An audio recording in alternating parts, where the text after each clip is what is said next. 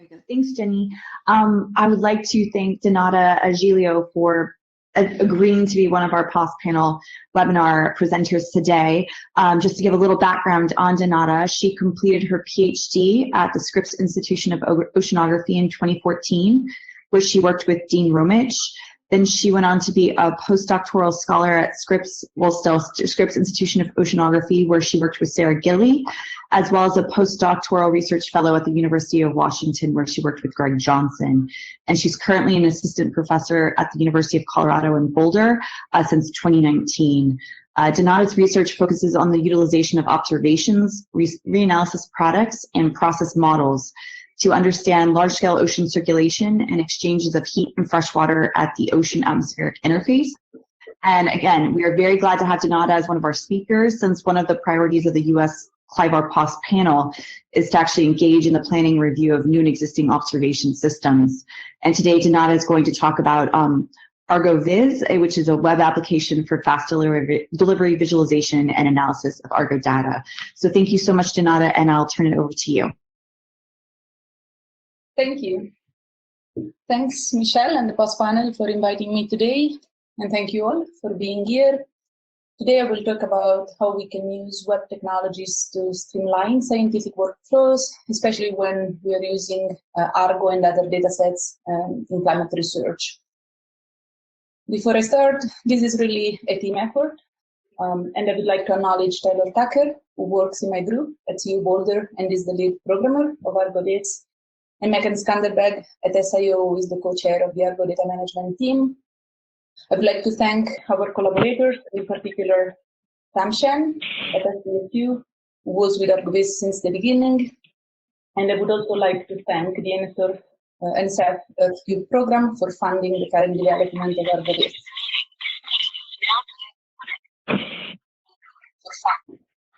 Today, I will start talking about what Argovis is, what the current Argovis modules that are available online, and then I'll move to talk about how we can use Argovis directly from our programming environment of choice. And in particular, I will focus on examples for BGC and Deep Argo. I will end with a summary and future directions. So Argovis is a web app and a database.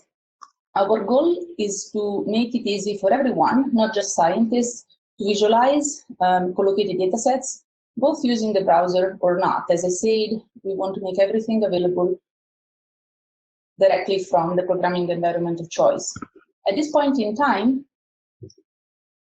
there are a few datasets available. Obviously, the Argo profiles, we have a curated set.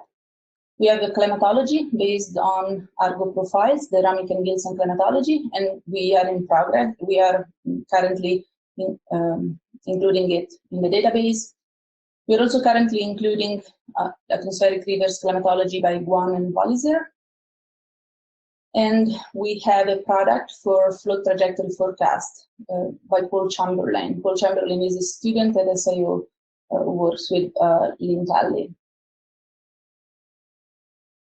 In the future, we will extend the products that are available. We will have more credit products. To mention a few examples, BSOSI, satellite SST, SSH, precipitation, sea ice coverage, other climatology for the world ocean, weather events. And really, like, if you have time and take the surveys on the website, you can also make your own request. So a brief overview of the architecture of the web app.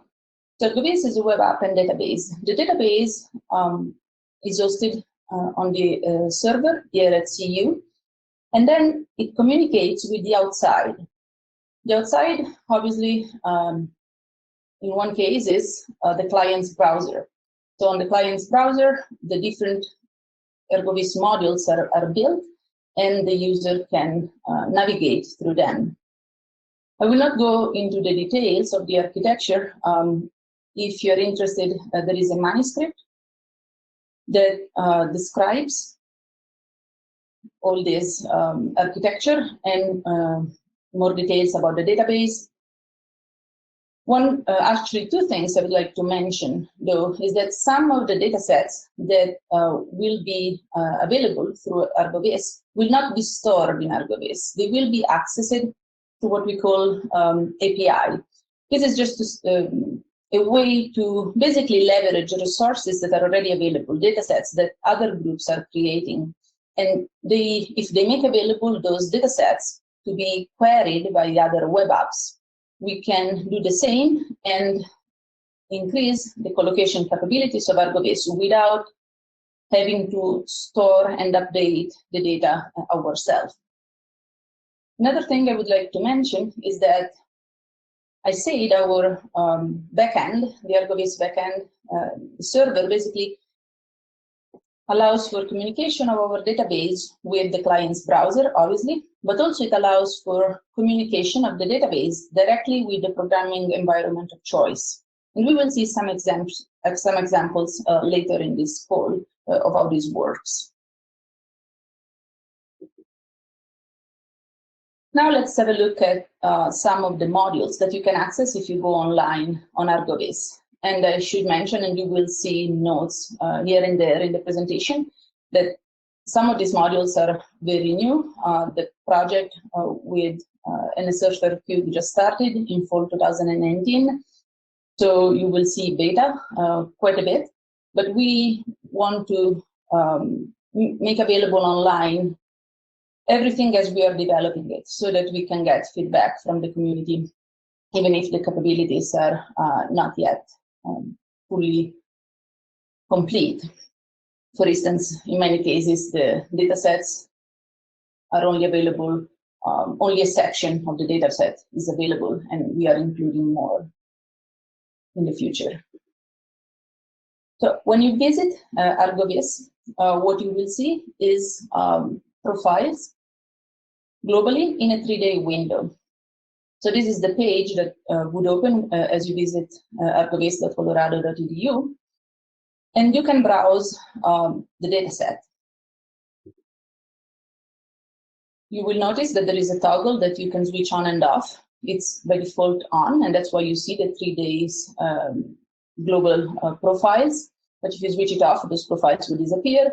You can decide to set the end window for this 3-day window using the menu on the left. Or if you want to look at a different part of the world, so you want to change the projection, you can also do that on the top left. And maybe for this group, it could be interesting to know that you have the option to only show BGC profiles. So if you want to browse only BGC profiles, you can do that. You have to switch on the toggle for only BGC Argo. Once you have the view of the profiles you're interested in, you can start actually browsing. So you click on a dot and the pop-up window appears. And there are some metadata showing up in the pop-up window, like location, time, cycle number, obviously the WMO, the platform number for that float. But then there are also some links. For instance, there is a link to the profile page or platform page. You may also be interested in seeing where that float has been before the point in time you're looking at. So if that's the case, you can click on position history and a bunch of gray dots will appear, showing the previous locations for that float. Somebody help me. Instead, if you click to the link to go to BGC platform page, you can see the data for that platform. The same with profile page. I will not show all of them, but if you click to the link for profile page, you will see the data for those profiles. So when the profile page appears, there are two panels up there showing data, and you have the option to select a different parameter and color scale if you're interested. You can also browse some of the metadata, both on the panel on the right, but also on this table on the bottom, which includes some metadata, again, for instance, location, cycle number, data mode, the link to the GDAC data. So this is the link to the netcdf file. You can filter the table if you like. You can sort by different columns. This page is as written in development. It was recently upgraded for for BGC Argo, and is only available for BGC Argo so far. For all the other floats, you still have a platform page. It's just a different format, and we will transition to this new format in the future. So you have easy access to the data, and everything is interactive. As you hover on the data, on the color in the plot, you can get more information for that specific point, or you can click, and you will be taken to the profile page showing plots for that specific profile. Instead, if you're not interested in just browsing profiles globally, but you really want to focus in one region, you can switch off the toggle that shows the profiles in 3 days globally. You can still decide to keep the include real-time profiles if you want to have access to more profiles. And then you can really start drawing any shape that you like in the region of interest. You're not bounded to a box. You select also a time period of interest, and dots will appear, which are profiles. So you will notice that there are different colors showing up. The yellow is for the core Argo profiles. So core Argo has pressure, temperature, salinity measurements available. And there are green dots that are BGC platforms. And then there are dark blue dots that are deep Argo. As you click on this shape, you can decide again to look at the data, go into the selection page. When we access and browse the data from the browser, we recommend to not make queries that are too large, that exceed 1,000 points or about 1,000 points, just because that would slow things too much. And if you're interested in these large searches, you can access everything that you see online from your programming environment of choice, and we will talk about this in a bit. So if you go to the selection page, you will see plots for the region that you selected. You will still see the profile location in this small panel on the left. And then you have plots for pressure versus temperature, pressure versus salinity, temperature versus salinity. Again, there is a table on the bottom, which includes metadata. You can download the table, sort the table by different columns. And I should mention that this selection page for now is only available for all core Argo profiles, but we are working to have this page also for BGC variables. Going back to our view of the region of interest, if we were only interested in looking at deep profiles in that region, then we can use the toggle for only showing deep Argo. So now all the dots disappear except dark blue. And you may notice that there is one green dot, and that is because that float is a deep BGC float. So there are quite a few deep Argo in this panel, as you may notice. And this is not just by accident. Of course, there wouldn't be that many deep Argo if we were picking a random region in the ocean.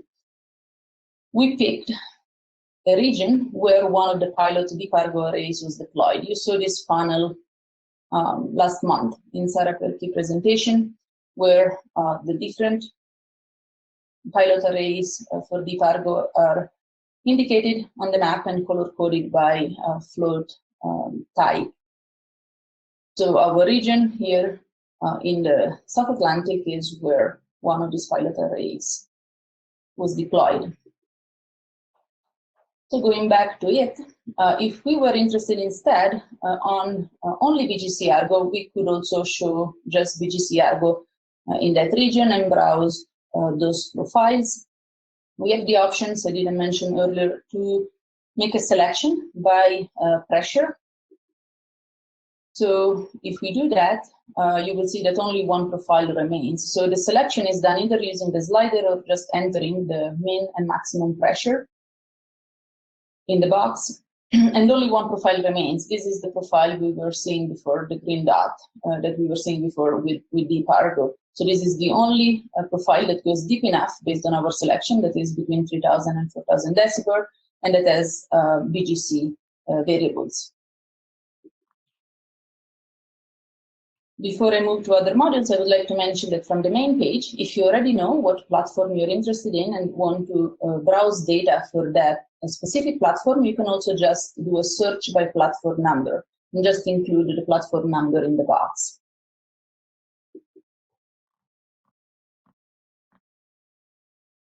Okay, so let's have a quick look at other modules that are available. We said we have weather events, and this is one module we want to build on in the near future. For now, we only show atmospheric rivers. So if you go to the menu for Argovis modules and select the atmospheric river module, you will be taken to a page that looks similar to the main page, but is not quite the same. So you have the option to activate this AR module, which you may want to do if you want to see some AR events.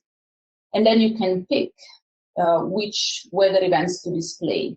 You can pick basically the date of interest, and then the events will be pulled in from the Atmospheric River Climatology by Guan and Walliser 2015. When you see the weather events, and if one of them is particularly of interest and you would like to co-locate that event with Argo profiles available, you can click on the event and you can query for Argo profiles. So clicking on this query for Argo profiles, you are taken to a new page where now Argo profiles co-located with that event appear. So what does co-located mean? You can actually choose your collocation strategies. You have a slider on the left, and for instance, now the slider was set so that profiles that were within the weather event between 18 hours before and 36 hours after are displayed. And all of this you do on the browser, but you can access the weather events and collocated profiles from your programming environment of choice, and at that point, you're not bounded to the slider on the left. To choose your collocation strategy, you have more options. Again, when you pulled up the profiles of interest, you can visualize those profiles going to the selection page. I will not do that. Selection page is similar to what we saw before. We have a module to compare graded products and to display graded products. You go to the graded module, and then you have the option to make your selection in time, pressure level, parameter that you want to see, product that you're interested in, and you can browse that product. There are also grid comparison capabilities available, yet we are still populating our database, so for now you can only compare the product that we have with itself. And also those, and so 0 will show up, because at this point in time, we don't have the option to compare the same product with itself, but maybe at a different time. So this option will be added in the future as it may be useful to some of us. But yes, these capabilities are built in and will be available as we populate the database and make some changes to the menus. Finally, very briefly, we have a float trajectory forecast module. So this is based on Paul Chamberlain product. And basically you have, if you access this module, you are shown a map, you click on a point, and some colors appear. So the colors go from white to red, as it is more and more likely that the float that started from the location you clicked on will end up there. So for instance, now we clicked where the yellow float is, and red indicates that the location, that float is likely to go there after a selected time period now for 80 days. This is a very quick overview, but I wanted to leave a little time to talk about how you can access everything that is available on the browser and do more from your programming environment of choice. So, as I said, our backend not only communicates with the client's browser, but also with the user's preferred programming environment. And there are example scripts on how to do this on the website. We have MATLAB, Python scripts, R. Someone, I believe, coded something in Julia. I'm not sure it's yet on the website, but we will update this library of scripts as people provide feedback and provide their own scripts as well. So let's see a few examples. So for instance, last month we saw this study during Sarah Perkey presentation by Johnson et al. In which they were looking at temperature at 5,000 meters, removing the climatology and then showing the anomalies in temperature in time. And this is the right panel. The left panel is just a map showing the location of those profiles used. So the right panel is time on the horizontal axis and temperature anomaly on the vertical axis, and warming was observed. So at this point in time, we don't have the World Ocean Atlas, that is the gridded product that Greg used to make this plot. But we will have that product available on Argovis, and when that happens, it will be very easy to reproduce this plot or update this plot quickly, not just for this region, but for any region of interest. So basically, we would access just the data in the region of interest and bring in both the profiles and the climatology, take the difference and display those. So now this is possible for the profiles that are available, of course, on the browser, but we don't have the right climatologies to look at the Argo, but we do have some of the Ramick and Gilson climatology, so we can do a similar plot, and this is what is shown in this slide, for the Niño 3.4 region. So the top panel shows the profile minus the climatology, and this is done only for the month of January. So horizontal axis is time, vertical axis is time, temperature difference, so profiles minus climatology, and we can easily see how El Niño years show up as warm anomalies, La Niña years as cold anomalies, as we would expect. We can also plot the location of these profiles that are used in the plot, and this is the panel on the bottom, and the profiles are color-coded by the year. Other things can be done. We can take easily a regional average for gridded product and create a time series, and this is an example again from the Ramick and Gilson climatology. We can do Hofmöller diagrams, so we don't need to download NetCDF files and select the region of interest. This would provide us a quick way with one-line command to bring in the gridded product of interest for the region of interest and create, for instance, an Hofmöller diagram, like in this case for Bisasi oxygen. Bisasi is still being added to Argovis, so this is not online yet. But this panel shows an Hofmöller diagram, which was very quick to produce once the data are made available through a system similar to the one Argovis is based on. We can easily provide context for profile data because we can pull in the profiles, we can pull in a snapshot from a gridded product and provide context. We can easily validate, for instance, the product that we're looking at, overlaying profiles. So this is also useful, for instance, for validation of a reanalysis product if the reanalysis product is made available through Argovis. One last example I want to show is we can, and this will be only also available, not just available offline, like from the programming environment of choice, but also online. We can look at where Argo profiles are with respect to CIs. So in this case, the CIs color is from Bisasi, but we will include other products, and then we can overlay Argo profiles. So some of the profiles in a 6-day period that start with the date for which the gridded product is plotted for. Some of these profiles overlay with the color, and that's okay. I mean, those are regions where there is some CIS coverage, but it's the model, is not like actual observations, so it's okay that there is some overlap.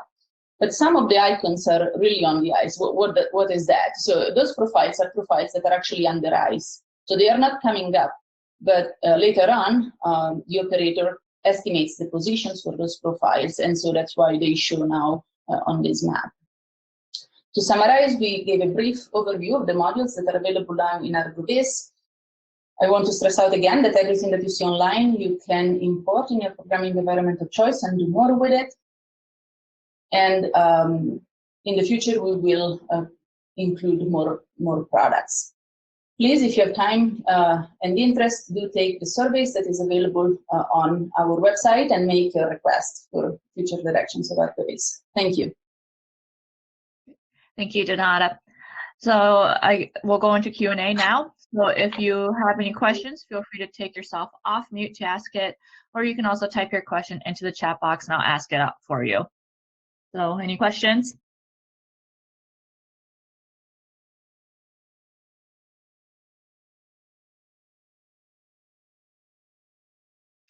So Kathy Smith asks in the chat, will the page plot anomalies? So is this the gridded module page or which page? Could I ask you to clarify?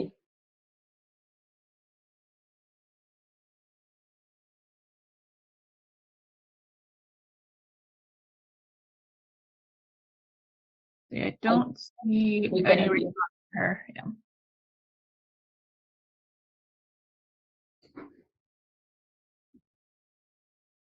Can I go ahead and ask a question? This is Shanalipo.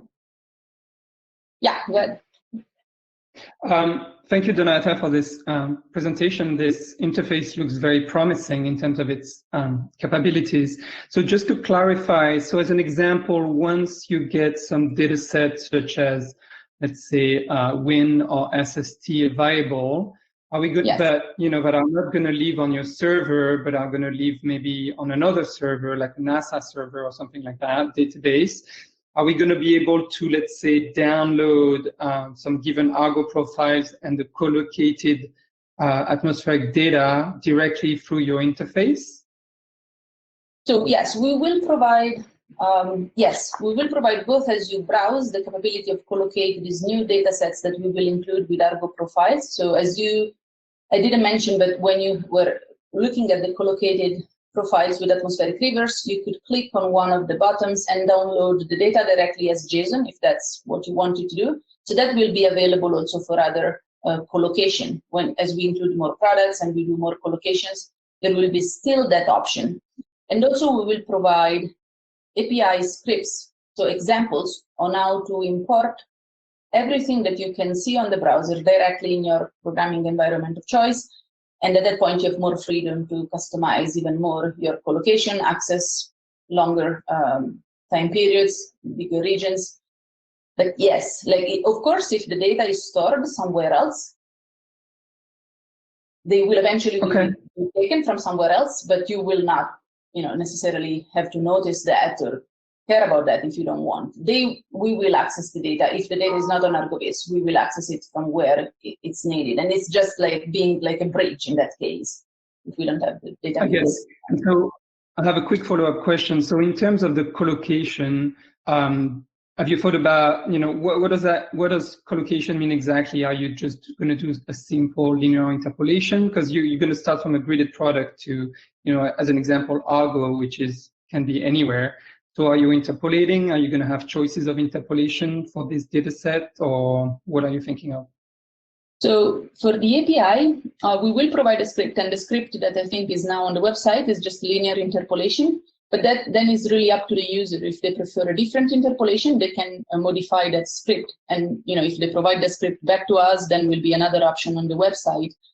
So we collocate the data in the sense that we make it easy to get the data in the same region. For instance, collocated with a weather event in the way the user wants, both in time and space. For instance, for tropical cyclones, we could think that we can decide how far from the center the user wants data for, and what is the time collocation strategy they want. Once the data are in, if you want to, use the data to create a grid or do other things, the choice is up to the user at that point. Okay, thank you very much. Thank you for your question. I see about the trajectory files. Yes, so the actually Paul Chamberlain's product, which we visualize in the trajectory forecast module, is based on Argo trajectory data, and we will bring also trajectory products into this. Is one of the products that, yes, we have in our list of things to do. So at that point, not only you will be able to visualize those trajectory data, but also to easily access them for the region and time of interest. So I see another SST anomaly. Okay, so yes, so the page will show anomalies, the gridded page. So now for the Ramick and Gilson data set, what we have is the total mean plus anomaly, the way they define mean and anomaly. But in the future, the idea is to have the total and then maybe interannual anomalies, seasonal anomalies. So have a few different options of which anomalies to show. And this will be the same for other products when this is possible according to where the product is stored. And if the kind of anomaly that you are interested in is not directly on the web interface, it will be very easy to use the script that we provide to make a map from your programming environment of choice. But some of these anomalies will be, of course, shown also on the gridded module. But if you're interested in having another period for computing the time mean, then you can always do that, importing the data in your programming environment of choice, and you don't need to download any file or store anything if you don't want to. You just, with one command, build basically a URL that makes the query to Argovis and import what you are interested in. We have two more questions, one from Chris and one from Chidong. So Chris asks, who do you envision as the non-scientific users you mentioned at the outset of your talk? Yes, so this can be used for educational purposes. I mean, you don't need, to be a scientist. I had even an activity in one of the classes, in the class I'm teaching right now, where students go in and can easily look at some data during the class that is an introductory class on climate. But also, so these activities can be done at any level of education, even for younger kids. The right activity can be designed to use this. Argovis could also be shown at an exhibit, like in a museum. If there is a monitor, the public could go there and browse ocean observations easily. The idea is to make it easy for everyone, not just scientists. And Chidong's question was, if you have a list of new data to be included, could you include the list at the website so we know what is coming? Say again, sorry, I couldn't see.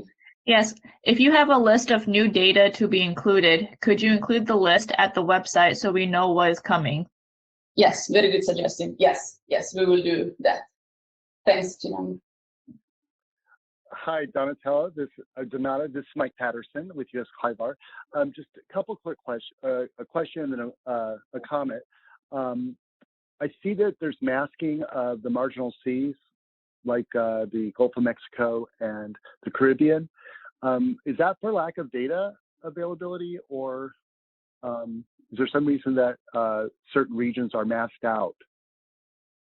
So this is up to the product. So for this product that we have now, they didn't map in those regions because there are less data. There are products that do map also in the Gulf of Mexico. So it really depends on which product we are looking at. And so these products, we don't produce this product in particular. This is the Ramick and Gilson product. And we are creating our own product, but it's not yet available on here. So when anything is masked, it's because there are lesser data and the group that created the product decided not to create a map there. But yeah, thanks for your question.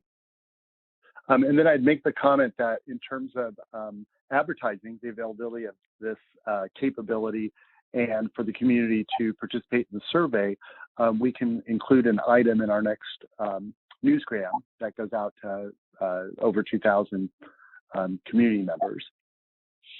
I'll promote. Thank you. And a couple more online or chat questions. Xinfeng asks, there are a number of gridded Argo products available. Are you planning to include all of them in Argovis? So we will include some more.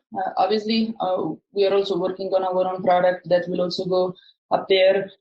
We will, yes, there are several products available, and actually, if you actually go even now on the Argovis modules, and you look at the menu, there is an old version of this gridded module, which is only, basically just static images of the total field, interannual anomaly, annual anomalies. And in that old version, which is, it's a non-interactive, it's basically just pulling up static images to display for different products. More than one product is available. We have a few, if I recall correctly. Yes, that should be also already is still available in there. And in the future, they will be made available also through the new interface, along with more products. And then, and if you I was just going to say that if you have a product that you believe would be a good addition to this, please do get in touch with us. We're always happy to collaborate. At this moment, for instance, we are discussing with Matt Mazalov to include BSOSI, as I mentioned in the presentation. So please do reach out if you like. A question from Caroline Clayson. For people who have gridded data sets, I imagine you are quite limited in disk space. Is this an issue? So as I mentioned, yes, very good question. Thank you for giving me the opportunity to clarify better. So yes, some of the products we will have to store on our server because they are not available through API. But other products, when we can, of course, we will leverage data sets that are available through API on their own. So we don't need to store or update those data sets. Otherwise, it will become unmanageable. And we want to leverage what's the capabilities that are available. So for instance, some of the NASA products, they make them available, update them and make them available through API. We can leverage that so that we don't have to store what we don't need to, because of course we don't want to do that. It's not the efficient way of proceeding. Great.